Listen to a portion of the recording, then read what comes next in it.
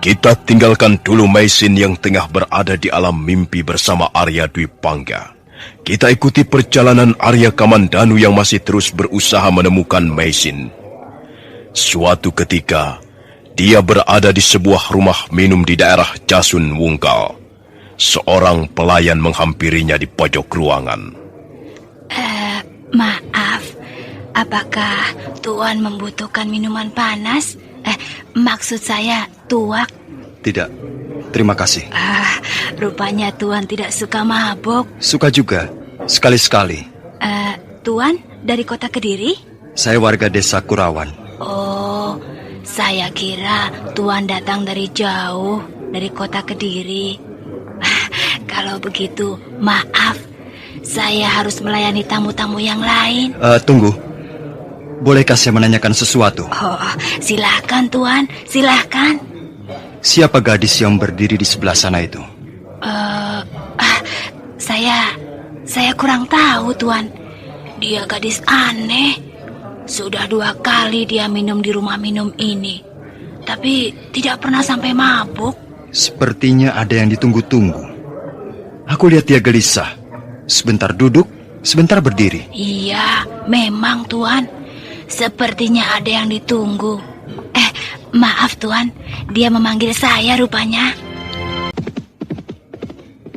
Kemana gadis aneh itu? Kelihatannya dia sangat terburu-buru. Dia mau mengejar 2 orang penunggang kuda yang tadi mampir ke sini Tuan. Entahlah apa maksudnya. Mungkin 2 orang itu sanak keluarganya. Iya, mungkin juga Tuan. Sudah, aku juga akan pergi. Aku hanya minum 2 mangkok teh wangi. Ini uangnya. Terima kasih Tuan. Selesai membayar ongkos minumnya, Arya Kamandanu bergegas keluar menuju kudanya. Dia lalu naik ke atas punggung hewan perkasa berwarna coklat tua itu. Dia tidak mau menyerah begitu saja. Bahkan suatu saat, gadis itu sempat hampir memotong lengan Rangga Lawe ketika lawannya itu agak mengendorkan serangannya. Rangga Lawe nampak sangat marah. Gadis itu semakin kerepotan. Akhirnya dia terpojok di depan sebuah tonjolan batu padas. Dan pada saat keadaan gadis itu sangat gawat, mendadak sebuah bayangan melayang ringan ke arah mereka. Ada seorang pahlawan kesiangan rupanya. Ampun Gusti, hamba bukanlah seorang pahlawan. Siapa kau? Dan mengapa berani turun ke gelanggang di mana Rangga Lawe sedang bertarung, Apakah kau sanak keluarga gadis kurang ajar itu? Bukan kekurang ajaran gadis itu. Hei, pemuda jelek. Kau tidak perlu merintih-rintih minta maaf atas kesalahan orang lain. Kalau mau, aku sendiri bisa langsung minta maaf pada Cecung Singasari itu. Tapi aku masih punya harga diri untuk merendah di bawah manusia-manusia busuk macam mereka ini. Apa kau bilang? Perempuan itu? Gajah Pagon, biarkan saja dia. Aku masih belum puas atas kejadian ini. Aku masih mengharapkan lain kali kita akan bertemu lagi. Hei, Rangga Lawe! Kuda itu meringkik keras dan segera menghentikan larinya yang bagaikan terbang rendah. Hei, mengapa kau menghadang di tengah jalan? Bukankah kau gadis yang tadi bertarung dengan Gusti Rangga Lawe? Barangkali kau ingin mengajakku minum secangkir tuak? Atau kau menginginkan yang lain? Katakanlah. Gadis aneh itu tidak menjawab. Dia hanya mendengus, lalu segera membalikkan kudanya. Hei, tunggu! Mau kemana kau? Tunggu! Aneh sekali gadis itu. Dandanannya begitu liar, seperti seorang pengembara yang tidak begitu genap lagi jalan pikirannya. Aku penasaran. Baik, akan kuikuti dia. Bentar kemudian, Arya Kamandanu telah dapat menyusul gadis yang dikejarnya. Jarak mereka tinggal beberapa puluh langkah lagi.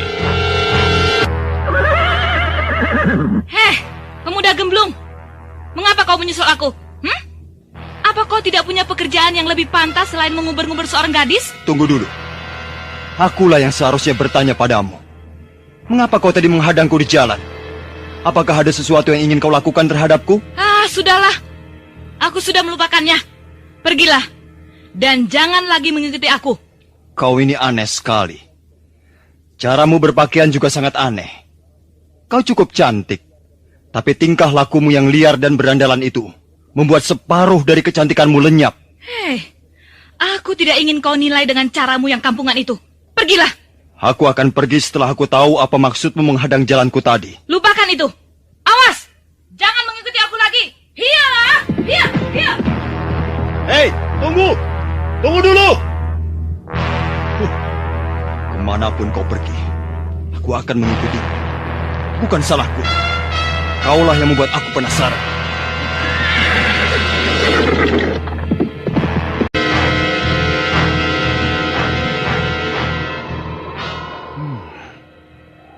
Kemana lenyapnya gadis itu tadi? Tiba-tiba saja dia hilang di sekitar tempat ini. Aku tahu. Pasti ada sebuah jalan tembus di depan itu. Baik, akan kulacak jejaknya. Aku yakin bisa menemukan tempat persembunyiannya. Arya Kamandanu segera turun dari kudanya. Setelah menampatkan kuda itu di sebuah pohon besar, dia pun segera melangkah ke arah bukit-bukit batu di depannya. Sebuah jalan tembus di depan itu. Baik, akan kulacak jejaknya. Aku yakin bisa menemukan tempat persembunyiannya. Arya Kamandanu terus melangkah bagaikan kucing mengintai seekor tikus. Beberapa celah dinding batu telah dilaluinya, dan dia semakin jauh masuk ke dalam lorong-lorong bukit batu yang belum pernah dikenalnya. Oh, kau bersembunyi di tempat ini rupanya. Mengapa kau tiba-tiba menyerangku? Mengapa kau masih juga mengikuti aku? Kau ternyata seorang pemuda yang bandel. Kau keras kepala. Dan karena itu, kau akan memungut upahnya. Hiat! Tunggu!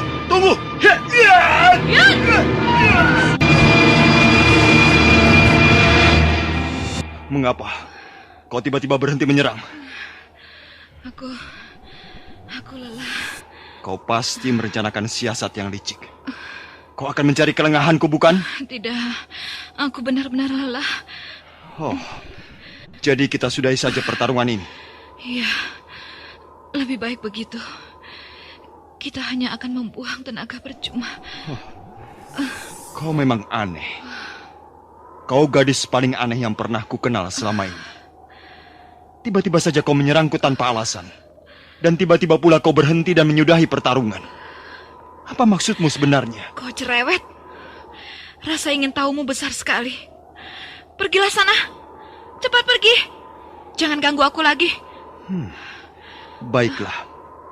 Kalau kau menganggap kehadiranku ini mengganggu, baiklah. Aku akan pergi. Tunggu. Kau benar-benar akan pergi? Tentu saja. Untuk apa aku di sini? Toh kau sudah mengusir aku, bukan? Tidak. Aku tidak akan membiarkanmu pergi begitu saja. Kau pasti akan melaporkan pada Rangga Lawe tentang diriku. Melapor? Iya. Aku tidak tahu apa maksudmu. Kau jangan berlagak bodoh. Kau pasti disuruh Rangga Lawe mengikuti aku. Jangan mungkir. Tunggu sebentar. Jadi kau mencurigai kehadiranku di sini? Aku harus selalu siap dan waspada. Aku tidak bisa mempercayai begitu saja orang yang baru ku kenal. Kau keliru. Kedatanganku ini sama sekali tidak ada sangkut pautnya dengan Gusti Ranggalawe. Dan kau tidak usah cemas. Gusti Ranggalawe sekarang sedang dalam perjalanan menuju kota Kediri. Lalu, apa maksudmu mengikuti aku? Aku hanya penasaran saja. Bohong. Aku hanya ingin tahu siapa kau sebenarnya. Apa aku tidak boleh mengenalmu? Siapa tahu kita bisa bersahabat dan saling tolong-menolong jika mendapat kesulitan di tengah jalan. Bukankah lebih baik bersahabat daripada bermusuhan? Mari ikut aku. Kemana? Ikut saja.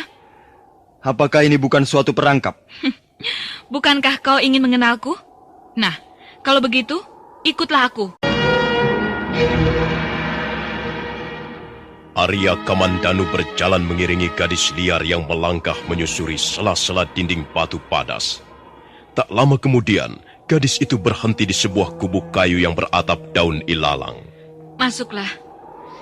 Kita bisa menyelesaikan masalah kita di dalam. Ayo, masuklah.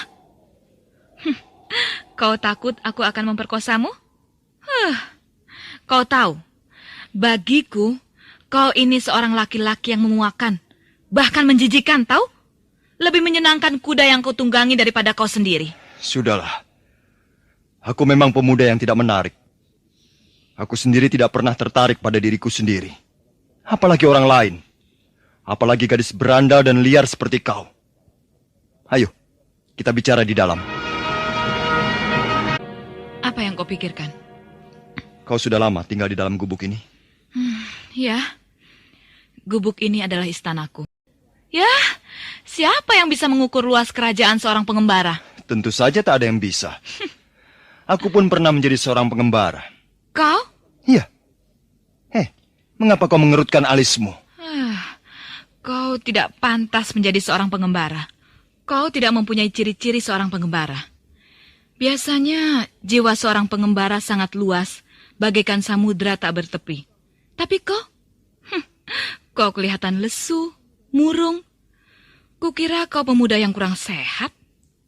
Iya, dia benar. Aku pemuda yang kurang sehat. Aku sakit. Aku lemah. Dan aku tidak berdaya.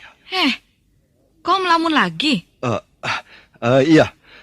Aku sedang berpikir tentang dirimu. Siapa namamu? Kau punya nama bukan? Namaku jelek. Sakawuni. Sakawuni? Iya. Nama itu tidak jelek. Cukup bagus. Di mana rumahmu sebenarnya? Aku dilahirkan dan dibesarkan di desa Tanibala. Di lereng Gunung Bromo. Cukup jauh dari sini. Lalu mengapa kau sampai pergi meninggalkan rumah orang tuamu dan mengembara tidak tentu tujuan yang pasti? Siapa yang berkata bahwa aku tak mempunyai tujuan yang pasti? Oh, jadi kau mempunyai tujuan, mempunyai alasan maka sampai menjadi seorang ratu pengembara? Oh ya, apakah sudah cukup? Masih ada yang ingin kau tanyakan padaku? Kau belum menjawab pertanyaanku yang pertama. Mengapa kau menghadang jalanku dan mengapa tiba-tiba pergi? Semula aku ingin mengucapkan rasa terima kasih padamu. Karena kau telah menyelamatkan nyawaku. Maksudmu ketika kau bertarung melawan Gusti Ranggalawe? Iya, Ranggalawe itu memang hebat. Ilmunya tinggi. Hampir saja kerisnya menghujam ke tulang igaku. Lupakan soal itu. Beliau pasti tidak akan sampai hati membunuh seorang gadis. Dia akan menyesal. Seharusnya dia membunuh aku. Sebab kalau tidak, suatu saat nanti, akulah yang akan membuatnya terkapar menjadi mayat. Gadis ini sungguh-sungguh liar dan berandalan. Sangat jauh berbeda dibandingkan Meisin. Meisin juga mempunyai ilmu kanuragan yang lumayan. Tapi dia tetap seperti layaknya seorang wanita. Wajahnya membayangkan seorang ibu atau seorang istri. Lembut dan penuh kedamaian. Tapi gadis liar ini, benar-benar perempuan berandalan. Sinar matanya berapi-api. Tak ada keramahan, tak ada kelembutan.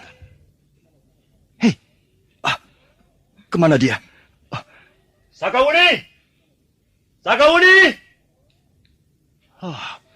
Dasar gadis liar. Sakawuni!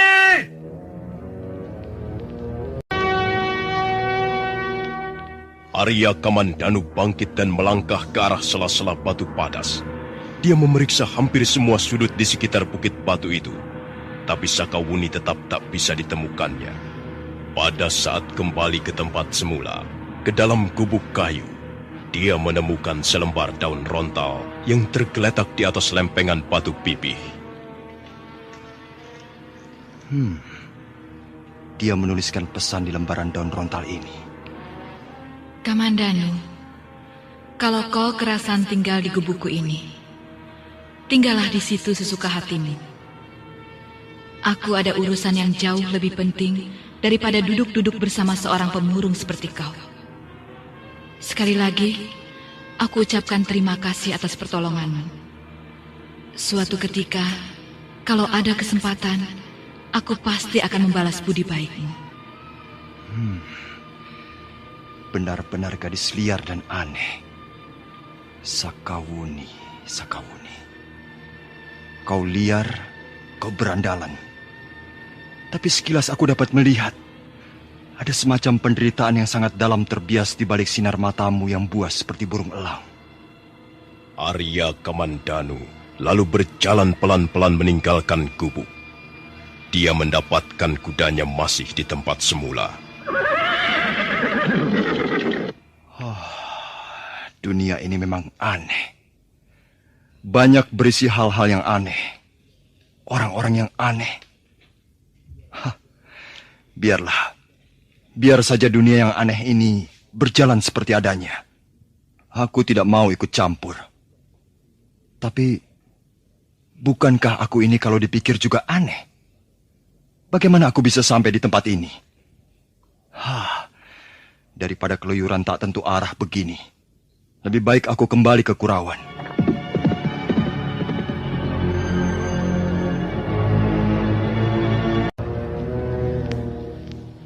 Senja semakin tua ketika Arya Kamandanu mengaburkan kudanya meninggalkan bukit-bukit batu.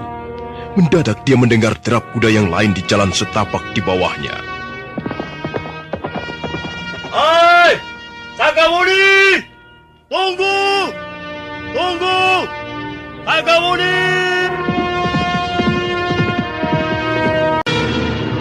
Arya Kamandanu mempercepat lari kudanya. Binatang itu melompat-lompat bagaikan dikejar hantu menyusuri jalan setapak. Tapi akhirnya, Arya Kamandanu hanya bisa menemukan kegelapan.